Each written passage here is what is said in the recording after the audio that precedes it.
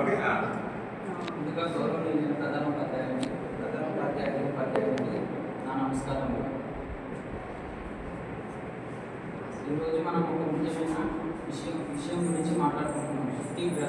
సుస్థిరత అంటే మనం ఈ భూమిపై ఏదైతే తీసుకున్నామో అదే విధంగా లేదా అంతకంటే మెరుగ్గా ముందు తరాలకు అందించడమే సుస్థిరత. మన భూమాతకి ఎంతో ముఖ్యమైన ముగ్గురు పిల్లలు ఉన్నారు, నీరు, నేల, గాలి. కానీ దురదృష్టవశాత్తు మన భూమాతని సరిగ్గా చూసుకోవడం లేదు. కాబట్టి ఆ ముగ్గురు పిల్లలకైనా ఎంతో జాగ్రత్తగా చూసుకుందాం. ఆ విషయం గురించి ఇప్పుడు మాట్లాడదాం. ముందుగా నీరు.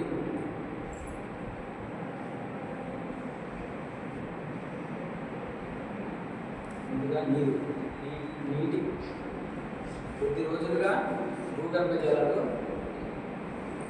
జలాలు అడుగు పట్టిపోతున్నాయి. మనం ఎంతగానో పోషించే గంగా, యమున నదుల్లో చెత్త పెరిగిపోతుంది.